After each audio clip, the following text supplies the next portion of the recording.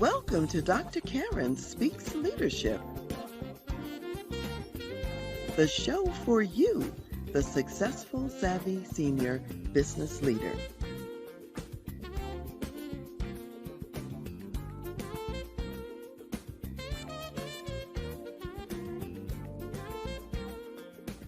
Featuring the music of national recording artist Ron McMillan. And I am your host, Dr. Karen Wilson Stark.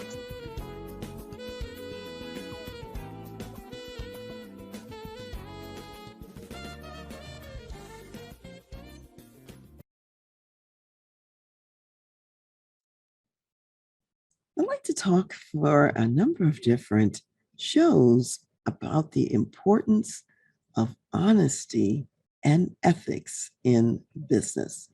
And we know that when God has called you to live a life of purpose and to really make a difference and to represent Him in the marketplace, all part of your leadership legacy, there are scenarios that can disrupt that leadership legacy.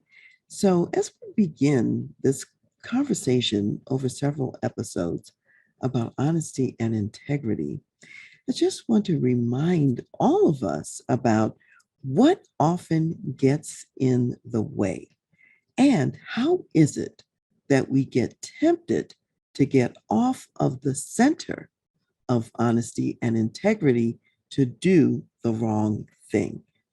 And in the book of 1 John, we're reminded of three areas that are temptations for people. The first area being what's called the lust of the flesh, the second being the lust of the eyes, and the third being the pride of life. And these are the temptations that most inappropriate behavior falls into one of those three categories.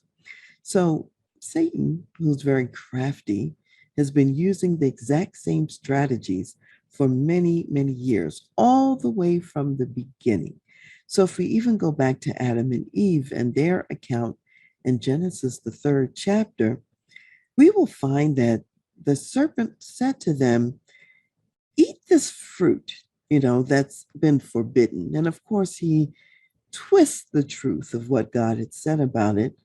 And he was tempting them to do what God had said not to do. And that's how it usually all starts, is we get tempted to do something that's been prohibited. And the enemy comes up with a reason why this is an exception or why this is a good idea, even though God said it wasn't a good idea. So in the case of Adam and Eve with the forbidden fruit, he said to Eve, oh, your eyes are going to be opened, that you're going to be like God, knowing good from evil. That sounded pretty good. It sounded like something that maybe she would like to have happen, to be like God, sort of like the pride of life. Yeah, I'd love to be like God. Get out of the lane of just being a human, if you will. And then he said, when she looked at it and she said, that tree is pleasant to the eyes. It's good for food. So the lust of the eye is there, and even the lust of the flesh, good to eat. It looked like it was going to taste good, and it was pleasant to behold. And the devil also said that this fruit was desirable to make her wise. Now, from a human perspective, it can look like we're getting a good deal. I'm going to be wise like God. I'm going to know good from evil. And yet the enemy always leaves out a part of the story. So some of the things that he left out, what he failed to say, was that as a result of eating the forbidden fruit, they would lose this beautiful fellowship that they had with God. They talked to God in the garden face to face, person to person. Well, that was no longer going to be the case because God is holy. He wasn't going to be in their polluted presence in the same way as he had been before. And although they wouldn't die immediately, yes, God had said, when you eat this fruit, you will surely die. And indeed, death did enter into the world. So everything was subject to decay. Everything had an expiration date, if you will, and humans on the earth then started to die. Now, it might have also sounded good to know good from evil and be like God in that respect. But what the devil forgot to mention was that we would be unlike God, because unlike God, we would not be able on our own to do the good that we saw. Whereas in God's case, God is good and his nature and essence is good. It's no problem for God to be good all the time. Whereas in our case, yeah, I know good from evil. However, I have no power to do good all the time. He didn't mention that. So the cost of all of these supposed benefits really was not worth it, because the cost was far greater than the benefit that Adam and Eve received, and that we received because we are the descendants of Adam and Eve. And he also didn't tell them that they would get kicked out of their home. God had made a perfect garden for them to live in, where the food grew by itself. It was plentiful. It was beautiful. Everything they needed was provided. It was all there. However, after eating the forbidden fruit, ultimately they got kicked out of the garden. God also cursed the ground so that when Adam went to get food and to harvest plants, it was now hard work and the ground was resisting him. So that was certainly a consequence of doing what God said not to do. Now, if we also fast forward and go to the life of Jesus, and we see a period called the temptation of Jesus. It's recorded in Matthew, the 4th chapter. And Jesus had been on a 40-day fast, 40 days, 40 nights, no food, no drink. And that's a tough spot to be in, because physically, right about that time, you want something to eat. So the devil comes along and says, why don't you turn these stones into bread? And basically, he's telling him, you can do anything you want. You can turn these stones into bread. And Jesus remembered what the scripture said. And he says, man shall not live by bread alone. So he got through that one and through this whole thing about what could be the lust of the flesh. Here you are starving, you're famished after 40 days of fasting. And that could be real tempting to turn these stones into bread. And he didn't do it. Then the next temptation was, throw yourself down off of this high pinnacle and prove that you are the Son of God. Because after all, the scriptures say that the angels will take charge of you and you won't even dash your foot against a stone. And of course, Jesus said back to the enemy, no, the scriptures also say that you shall not tempt the Lord your God. So he didn't have to prove who he was. He knew who he was. And all of this was just a scheme of the devil to come up with something to entrap him. But he got past that also. And then the third temptation was, he showed him all of the kingdoms of the earth. And he said, I'll give you all of this if you'll fall down and worship me. And of course, Jesus, being a good Jewish boy, and that's how he was raised, understood from the basis of being raised in the earthly life and also from his pre-earthly life, eternal existence, knew God the Father is the only one to be worshiped. And so the Shema and the Hebrew scriptures certainly say we are to worship God and him only are we to serve. Well, Jesus knew that. So he wasn't going to worship the devil. And all of this was really an invitation to sell his soul, if you will, to the devil. And so when we are in the workplace, there are so many temptations that come our way that relate to honesty, that relate to integrity, where the devil offers an opportunity to sell our souls. Maybe it's being in a situation where you could offer a bribe to someone And that might make things seem easier. It might make the road seem less difficult, at least temporarily. Or so we might see it from a human perspective. Or maybe you've got some buddies and you are unfairly advantaging them as contractors for a particular service and service delivery rather than going through the proper protocols and procedures. That becomes an integrity issue. Or maybe the local crime bosses in your town, they they want you to do them a little favor. Just this one time, do this for us. And the enemy always says is just this one time or just this one compromise. But what we know is now you've opened up a web that you get caught in.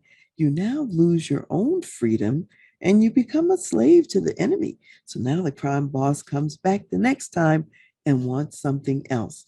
And dare you refuse? Oh, don't you remember when the first time you did X, Y, and Z? And I could just go broadcast that on blast and let everybody know about it. So these issues then are held over your head for a long time. And this web traps you and catches you because of the compromising behavior. And because of all the compromising behavior, now there are all sorts of lies that have to be created to cover the tracks. So you thought you were doing one thing, which wasn't a good thing to do.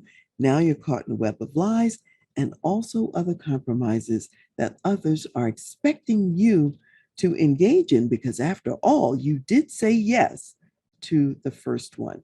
So the devil never talks about the fact that this is a trap and that it doesn't go away. So, what we want to remember is that lack of integrity multiplies and it grows like a cancer in the body.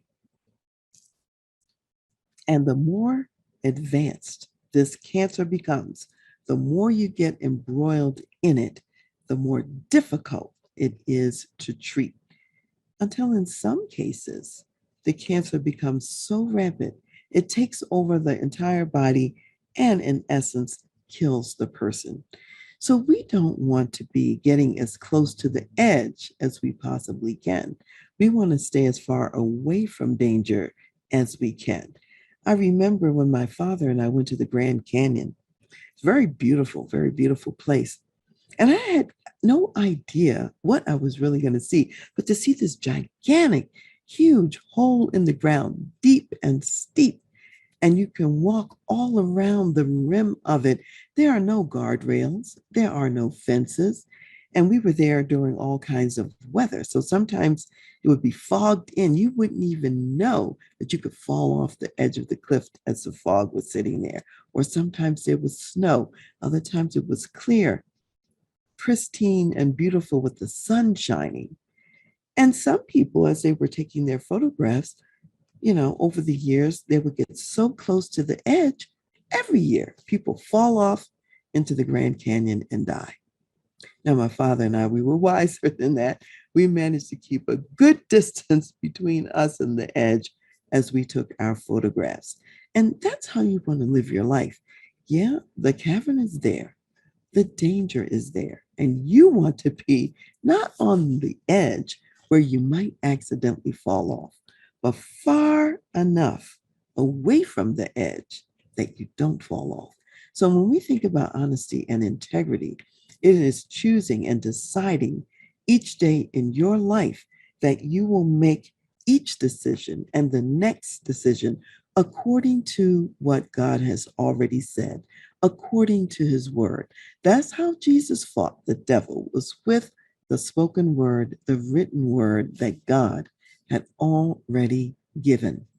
And we can do the same thing because the devil always twists what God says. It's not exactly accurate, just as he did with Adam and Eve in the garden. So we have to know what God says so we can refute what those temptations are and stay as far away from the cliff as we possibly can. Part of it is also keeping our minds in the right place, keeping our hearts centered on God and keeping our hearts centered on what is God's plan for our life. So, as we close out today's segment, I want to read a scripture that comes from First John, and it's the second chapter, and it starts with verse 15, and it says, "Do not love the world or the things in the world. If anyone loves the world, the love of the Father is not in him. For all that is in the world, the lust of the flesh, the lust of the eyes, and the pride of life is not of the Father, but is of the world. And the world is passing away, and the lust of it. But he who does the will of God abides forever."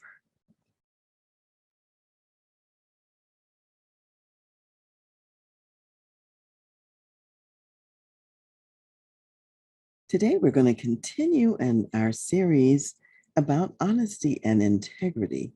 And the person I want to talk about today, as an example, is Achan, or if you're more of a Hebrew scholar, Achan, might be how you might pronounce it, but Achan for most of us is fine. He was the son of a man named Carmi, and he was from the tribe of Judah. And when the Israelites were traveling through the wilderness and they had come to Jericho and they had to engage in a battle, if you will, at Jericho, this was the famous story where they marched around the city, for the 7 days. And when they blew the trumpets, then the walls of the city fell down. And God gave them victory over this city of Jericho. Now, God had some very specific instructions that he gave the Jews at that time about this particular battle and what they were to do with the spoils from the battle. And in particular, he talked about the silver, the gold, the bronze, and the iron. He said all of those substances were to be consecrated to the Lord and that they would go into his treasury. So no one was supposed to take these items.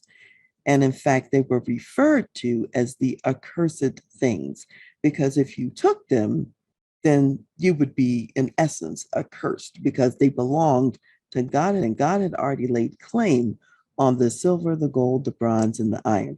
And pretty much everything else in Jericho was to be destroyed except for Rahab the harlot and her family, because she had been shown kindness to the spies of God who came in to the city in advance. Unbeknownst to anyone else, Achan managed to take some of the accursed things, but nobody knew that he had them. So the next time that Israel was supposed to go up for a battle against a small town, Ai, as it was called, they figured we don't even need a whole lot of men to go up to Ai and fight them. So they just were going to take a small subset of their army and send them to defeat this group of people who seemed like they were small in number, not too mighty, and so on. However, when they got up there to Ai, they were defeated and they were not able to stand before their enemies. And so they were very concerned about this. And Joshua was wondering, well, what's going on? Why is this happening to us? What's the problem? And God, surely you haven't brought us this far to leave us. And of course, that wasn't the case. And so God informed him that there was sin in the camp, that someone had disobeyed the command that he had earlier given. And so they took lots to figure out where the problem person was. So even after all of this, perhaps it wasn't announced, I don't know, Achan didn't come forward, but the lot fell to the family in the house of Judah and then went down specifically to his household and then specifically to his tent. When they went in to find out what was going on, and Joshua, the sixth and seventh chapter, kind of records all of this story. And so Joshua said to Achan, and this would be in the seventh chapter of Joshua, verse 19. Now Joshua said to Achan, "My son, I beg you, give glory to the Lord God of Israel and make confession to him, and tell me now what you have done. Do not hide it from me. And so at that point, that's when Achan answered Joshua and said, Indeed, I have sinned against the Lord God of Israel, and this is what I have done. When I saw among the spoils a beautiful Babylonian garment, 200 shekels of silver, and a wedge of gold weighing 50 shekels, I coveted them and took them, and there they are, hidden in the earth in the midst of my tent with the silver under it. So not only did he have some silver and he had some gold, he also had a garment in there as well. And he had buried them under the dirt in his tent. And we'll hear a little bit more about what happened to him. Here's what I want you to keep in mind and to remember is think back to the motivation. God gave very clear instruction about not taking any of these things. And he also acknowledged the things that belonged only to God. And yet, here we have Achan, who was wanting something that didn't belong to him. So, this is the first heart problem, the first motivation problem. He wanted something that didn't belong to him. And worse, that which he wanted was what belonged to God. So he failed to acknowledge God by consecrating to God the things that belonged to God. So he didn't give to God what belonged to God, and he kept those things for himself, which in essence, can you imagine stealing from God? That's pretty severe. And in essence, that's what Achan was doing. He was stealing from God. And that really leads to a third heart point, which is this: he was discontent with what God had already provided. Now, he wasn't starving, he was not in lack of want or need or any such thing. God had already made provision for him as well as all the other people in the nation. So he was discontent with God's provision. He took what only belonged to God, failing to acknowledge God's holiness in that sense. And then thirdly, he just wanted what didn't belong to him, what was not rightfully his. So we have to remember a few things. We get tempted to be dishonest. We get tempted to be outside of integrity because of those kind of desires that may rage inside of us.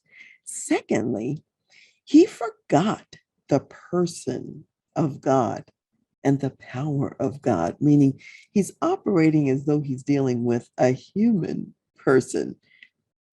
In reality, God is sovereign over all, and he sees all. When you're dealing with God, there is no place that you can hide.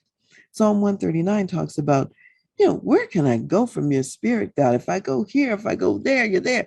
Even down to the depths of Sheol, into the hell of the earth and the grave, there you are. There's no place we can go outside of the view and the presence of God. So there's no place to hide. You might hide from people. Joshua didn't know that he had these things buried in his tent, but God knew he had these things buried in his tent. He knew exactly what he had done with them, where they were hidden, when he stole them, and what he stole. God knew it all.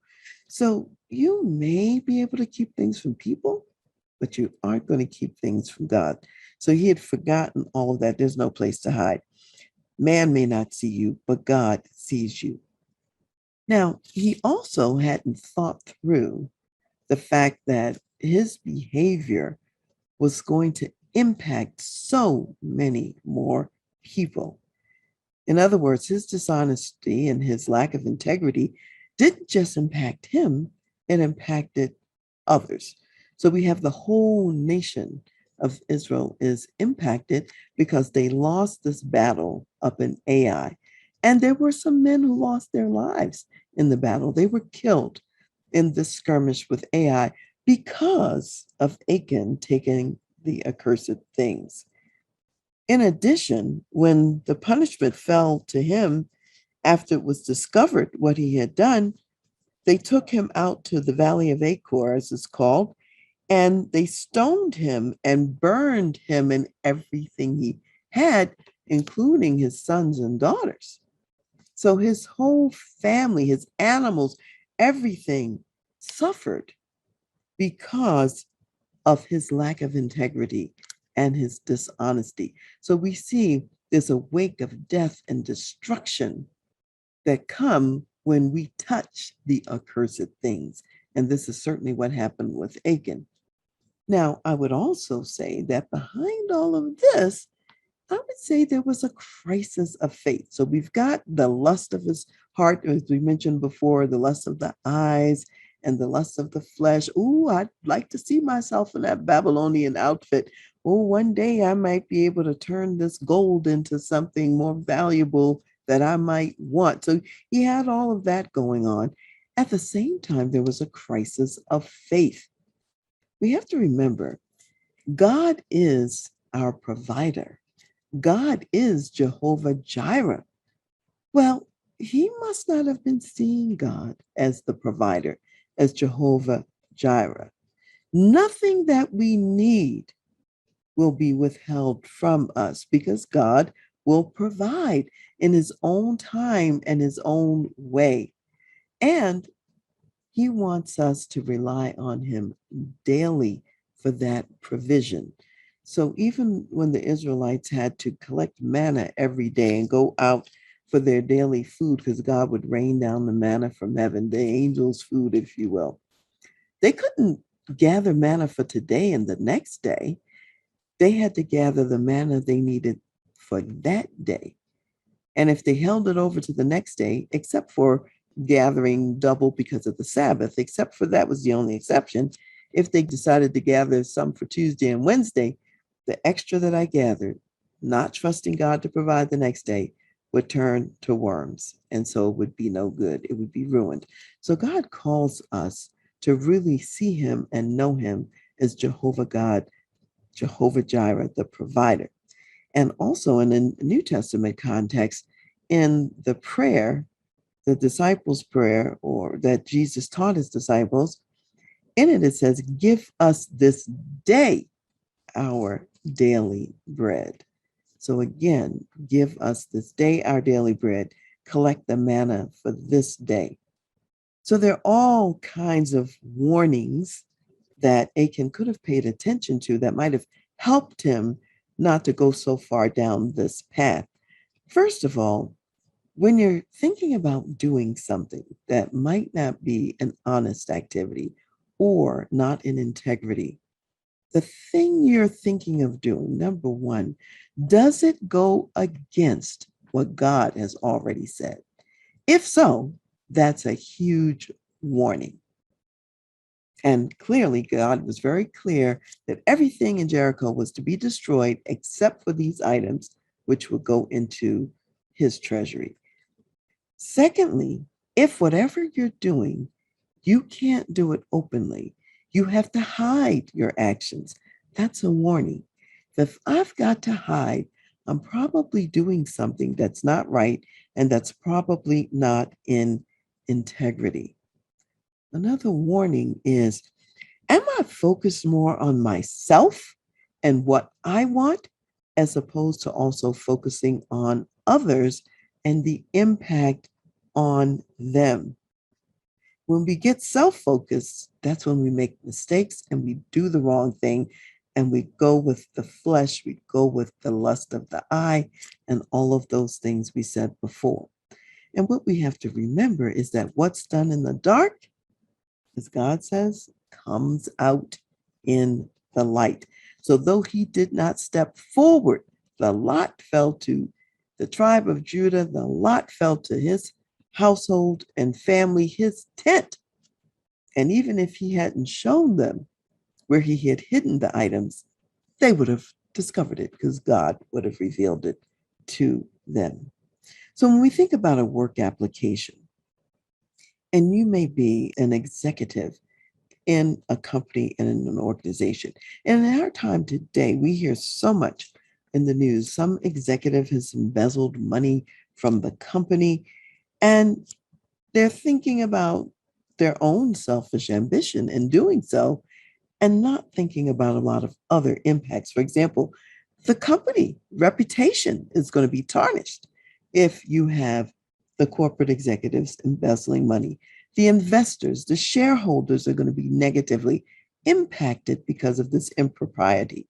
If you were collecting funds, let's say for retirement for people, now the retirees don't have funds to retire with. So you are affecting all of their lives and livelihood. Your family, because of what's happened, you might go to jail, losing your freedom if you're engaged in something like that. Your family could lose your retirement pay from your job, their future provision, and clearly their reputation from something like this. And not to mention all the money you're going to spend in attorney's fees trying to defend yourself against this behavior. And that's just scratching the surface. There's so much more in terms of loss that happens in cases like this. But the point is, it's never worth it. The cost you pay is far worse than any benefit that you might have gained from it. So when we think about the life of Achan, we want to just remember that God is our provider and we have everything that we need from him. We don't need to violate his word to go get things that are not ours, that don't belong to us, and that involve us disenfranchising someone else and endangering their lives. So keep in mind, if you have to hide it, it's probably not a good idea. And if you want what doesn't belong to you, that sin of covetousness, that'll get you in trouble. So I want to close today's session with a reading from Philippians, the second chapter, and we will read verse 3 and 4. And it says, "Let nothing be done through selfish ambition or conceit, but in lowliness of mind, let each esteem others better than himself. Let each of you look out not only for his own interest, but also for the interest of others."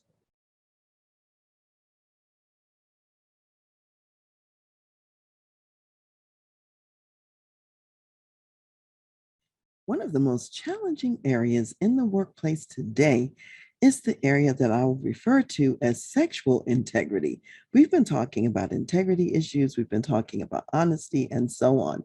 And we know about the Me Too movement, we know about so many scandals from high places all the way down to other places. Many times we're looking at issues that involve presidents, congressmen, senators, mayors, governors, corporate CEOs, media moguls, people that are high up in the entertainment industry, great athletes. So many people fall into the trap of sexual sin, if you will, and lack an integrity in the sexual arena. And so I want to give some examples here today as just a warning so that we can stay away from all of these traps that are set up to really ensnare us. And keep in mind, when God has a call on your life and he's got something important for you to do, one of the ways that the enemy sends a stumbling block is in the form of a sexual integrity dilemma. And so we've seen it over and over again, even including in the church world, whether pastors, priests, or whoever getting caught up. And sometimes in ministry, if someone be a great ministry, doing good work for an extended period of time, and next thing you know, you hear that they were caught up in all kinds of activity that no one knew that they were caught up in. And it ruins the reputation of the ministry, reputation of the person who engages in it, and destroys lives, the people who are the victims of these sexual integrity incidents. So I want to harken back to a story in the Bible That's the story of Amnon and Tamar in 2 Samuel, the 13th chapter. And as you might recall, Amnon is one of the sons of David, King David. And David was king at the time that these incidents took place. And Tamar was his half sister. They had different mothers, but David was their father. Tamar was the sister of Absalom, another one of David's sons and a half brother to Amnon. Tamar was described as a very beautiful young woman. So she's gorgeous. She's really pretty. And Amnon claimed or thought that he loved Tamar, and he loved her so much that he became distressed or sick because he really couldn't have her. Here she was, a virgin daughter of the king, and the scripture says it was improper for him to do anything to her. So just keep that in mind. Amnon is lusting after his sister, and it's something that's improper for him to do all the things he wants to dream up in his mind. So instead of dealing with himself and the improper thoughts and plans that he had in mind, he had a friend, an evil friend who was really crafty. His name was Jonadab. And so Jonadab's like, Amnon, what's wrong with you? You're losing weight. You're not looking too healthy these days. Something's bothering you. And so Amnon tells him the dilemma and what he's all upset over. So Jonadab says, oh, no problem. Just pretend that you're sick and then go to your father, the king, and ask him to have your sister come over to your house and make you some food, and then you can just take advantage of the circumstances. And so Amnon thought, ooh, this is a wonderful plan. That's exactly what I'm going to do. So he does all of that. Then King David says, sure, yeah, your sister Tamar can come over and make you some food because you're ill, and so on and so forth. So Tamar comes over, cooks the food, makes the cakes, as it's called, and Amnon, sends everyone else out of the house. Now, that's very unusual because in those days, people were rarely in houses alone. There were always servants around, family members, or somebody, even to be a witness to something that might occur. But Amnon sent everyone else away, and it's just him now and his sister Tamar. So she brings him the food to eat. And then instead of taking the food to eat, he grabs hold of her. She warns him and she says to him, says, oh, don't do this. This is like a wicked and evil thing. Don't force me to be with you. And then she says to him, I'm sure if you ask my father, that he will give me to you. In other words, in a proper way, you could be married to me, and then there would be no problem. But of course, Amnon didn't listen. He didn't hear any of this because, the difference between lust and love is this. When you're operating out of lust, you cannot wait to do the wrong thing. When you're operating out of love, love is patient, love is kind, it's not in a hurry, it's thinking about the good of the other person. And in his case, he is self focused, he's only thinking about himself. He's not thinking about the damage that he will do to her with this incident. So, as it turns out, he rapes her, he forces her into this sexual situation. And what's even worse is after this horrible violation, then he hates her. He hates her even more than he loved her. And he kicks her out of the house and out of the room, just throws her away like refuse, as if, she has no value and no meaning. And she runs out of the house crying.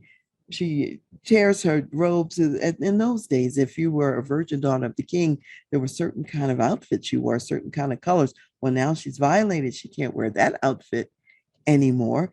And she's basically so humiliated and humbled and harmed. And anything negative you can think of is how Tamar is feeling. And she's crying as she's running back. And she runs into her brother Absalom. And Absalom, kind of probably figuring what might have gone on, he asks her if her brother Amnon has been with her. And she says yes. And he says, well, don't make a big to do about it because after all, he is your brother. And in other words, now she's got to go to his house as a desolate woman who is silenced. And that's exactly what happens in today's time. People are enduring so much harm from these sexual integrity violations. And those who are the victims are often silenced. They can't even take their pain, if you will, to a court of law to get justice. And so this begins a whole cascade of events. Back in those days, and this is different from how things are today, as a result of being violated, she doesn't have any opportunity to get married to someone else. No other man is going to be interested in marrying her. So she's going to live as this desolate woman in her brother's house, never married, never have children, and so on and so forth. That is a horrible thing to do to someone. And of course, even in our culture, even though a person who's been violated can get married again, go on to have children, and so on and so forth, the nightmares that they may have, and the PTSD, and all the other challenges that come from enduring such a violation, they still have to live with that. Harm is being done in a case of this magnitude. And let's say if it was an adulterous relationship where there was consent between the parties, you're still damaging families, you're damaging relationships, you're damaging future relationships that might not even be in place. So even if two people agree to do something, there's still a problem if it's not in accordance with God's plan. And if you're representing God in the workplace by being one of his people and a light in your work environment, you don't want to have these sexual integrity issues hanging over your head. And in fact, Amnon was even worse than the pagan people who Jacob had encountered years earlier. So we find an incident where Jacob had a daughter whose name was Dinah. And as they were traveling around in their sort of nomadic life and they came into the area of Shechem, Shechem was the prince of the town, of the area, and the local environment.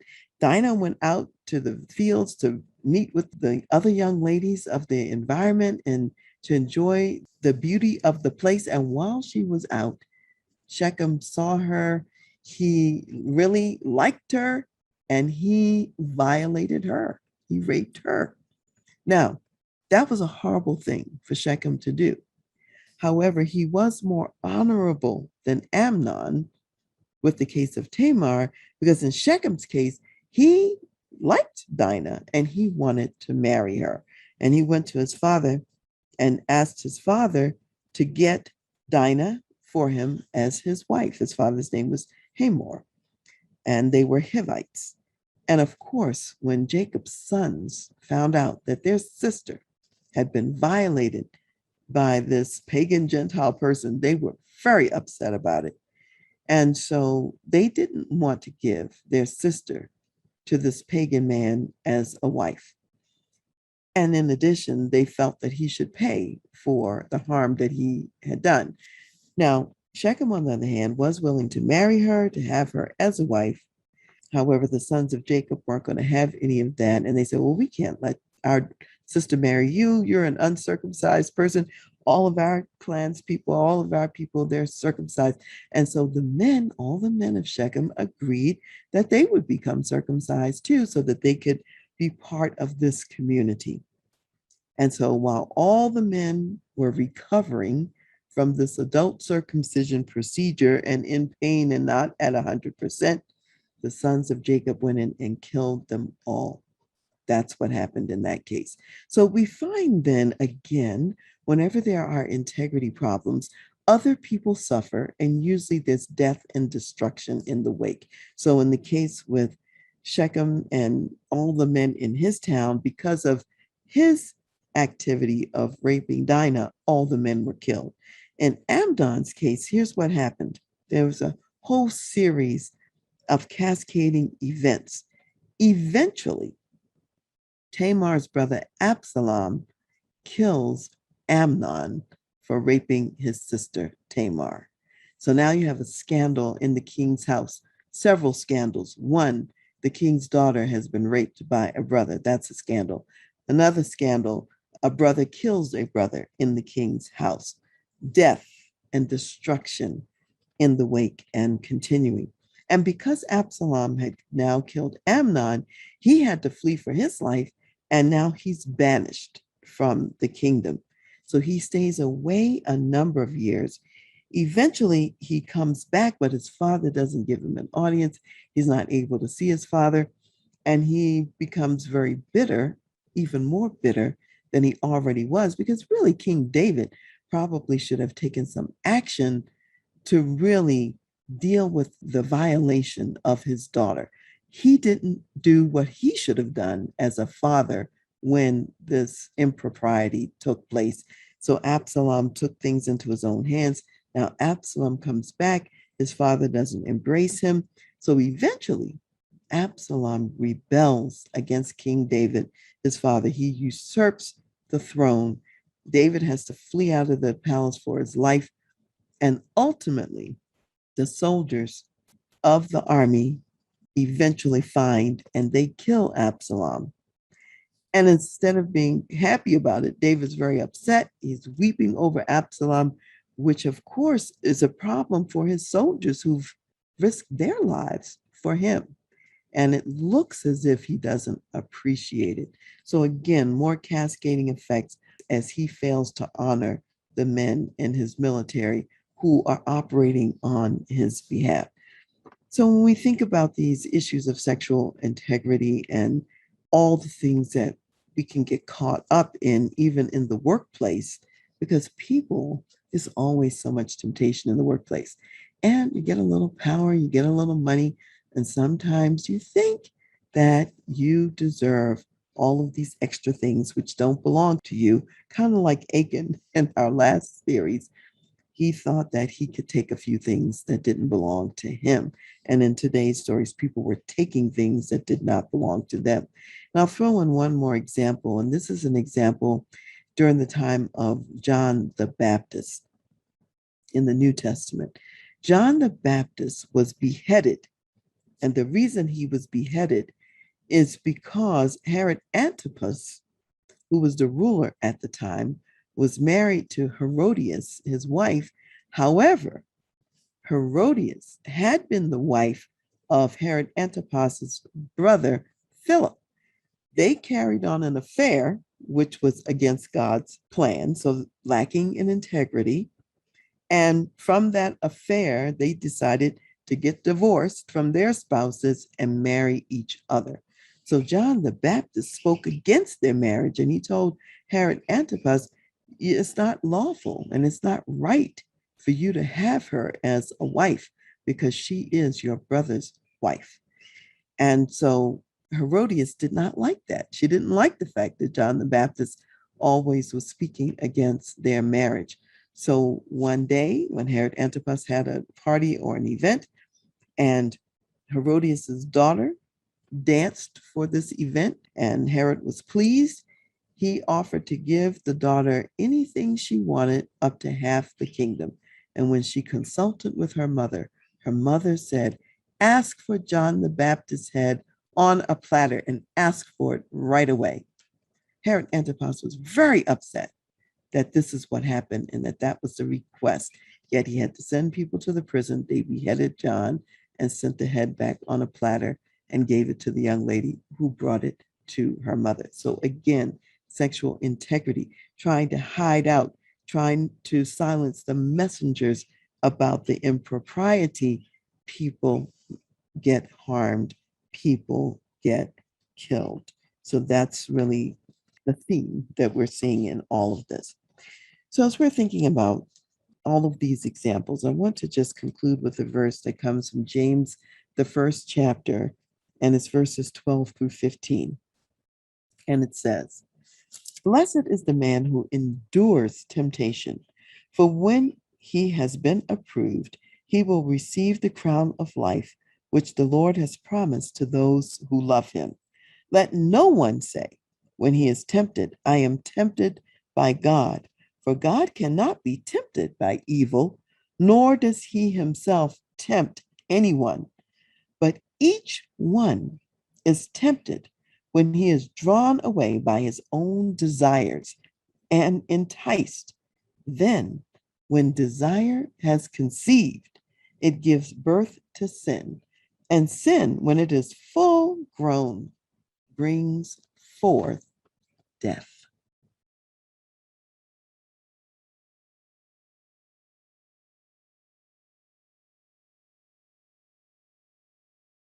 Last time we talked a lot about what happens when people engage in sexual behavior that's really not in integrity, and all the ways that people get hurt, and all the ways that it brings death or destruction into not only your life, but also into the lives of other people. So today we're going to continue the theme about sexual integrity, but from a different vantage point. We're really going to talk about Joseph from Genesis, the 39th chapter, because he was one that resisted sexual temptation at work. And as you might recall, Joseph was one of the sons of Jacob, and he was sold into slavery by his brothers who were jealous of him. And so he's down in Egypt. He's a slave, but God has given him grace and favor. He's working for a prominent man named Potiphar.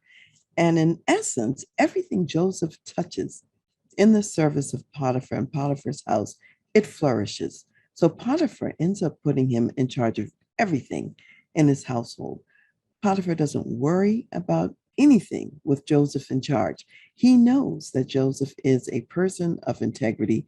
He trusts him, and he has the run of the house, so to speak, to run it in the way that he thinks is best.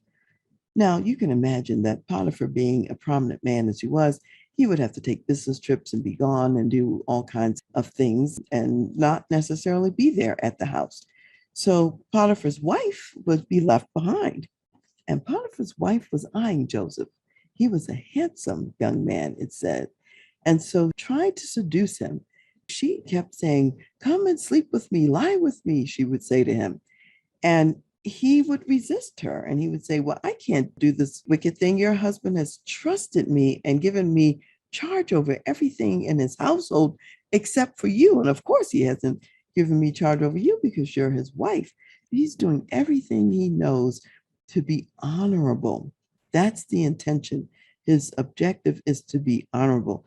And as she continues day after day to try to wear him down, he further says to her, "This is a great wickedness. It would be not only a problem from a human standpoint, but really it's a sin against God."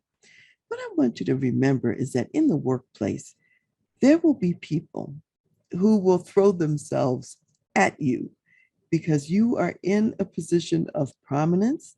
You may have prestige, you may have position, you may have power and authority, you may have financial resources, you might even be good looking like Joseph, whatever.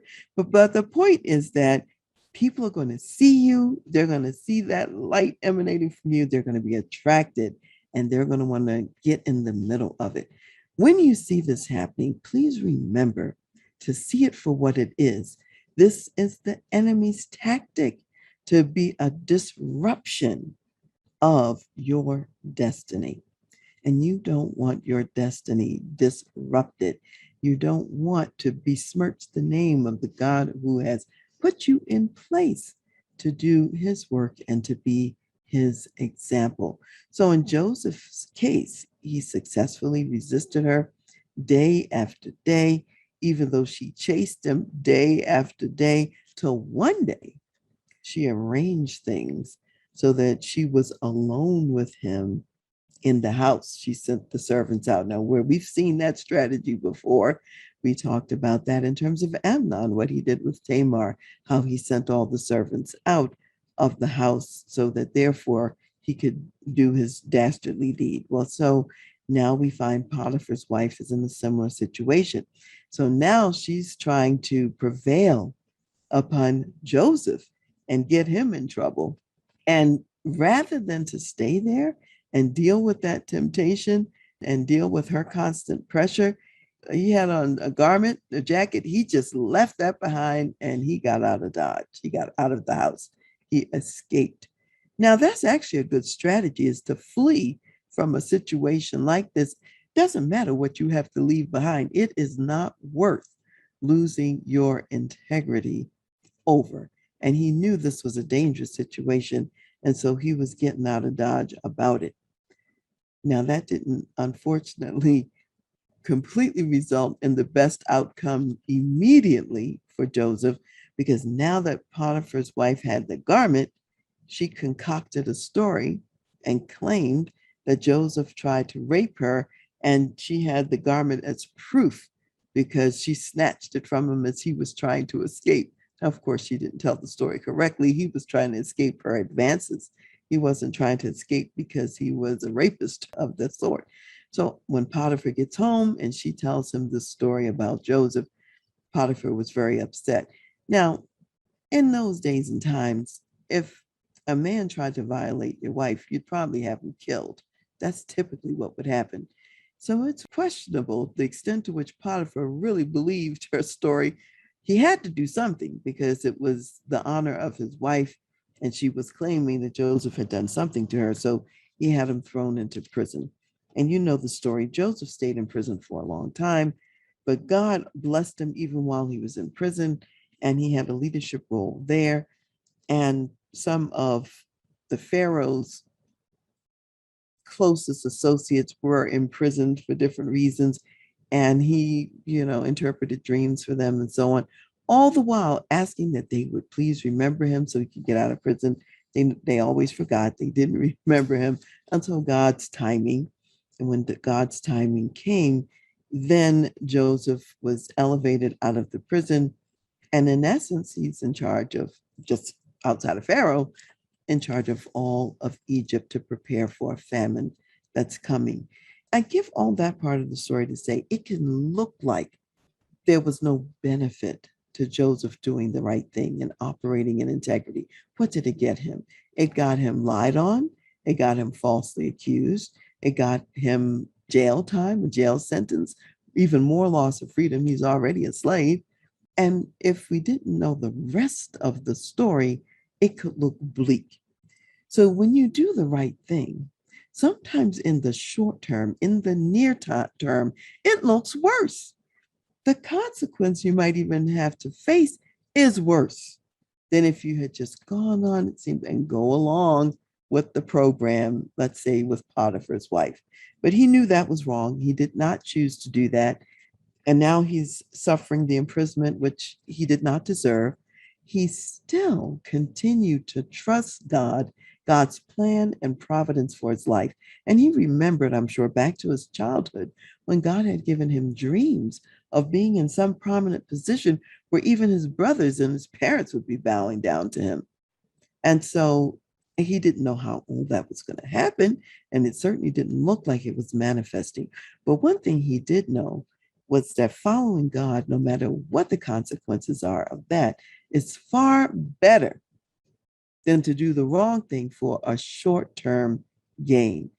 Because in the short term, perhaps he might have gotten extra favors or been somehow a special pet of Potiphar's wife as a result of having this illicit relationship with her. That's a possibility. On the other hand, maybe it wouldn't have gone like that. And maybe Potiphar would have really been angry when he found out and discovered that Joseph really did sleep with his wife. And so he could have been killed, he could have been maimed, all kinds of things could have happened that would have been worse. And even with Joseph sitting down there in prison, he didn't say to himself, this following God and being a person of integrity and doing what's right wasn't worth it.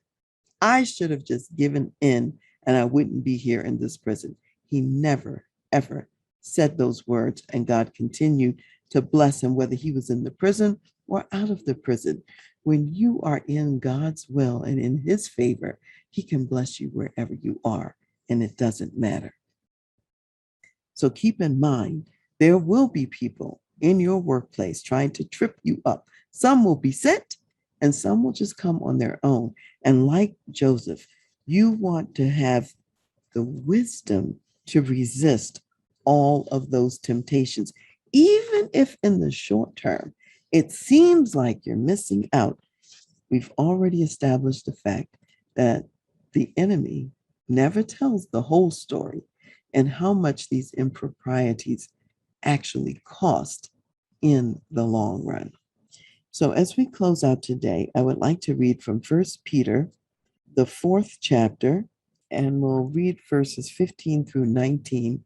And it says, "But let none of you suffer as a murderer, a thief, an evildoer, or a busybody in other people's matters.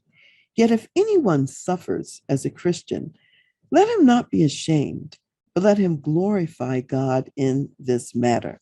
For the time has come for judgment to begin at the house of God. And if it begins with us first, what will be the end of those who do not obey the gospel of God? Now, if the righteous one is scarcely saved, where will the ungodly and the sinner appear? Therefore, let those who suffer according to the will of God commit their souls to Him in doing good as to a faithful Creator."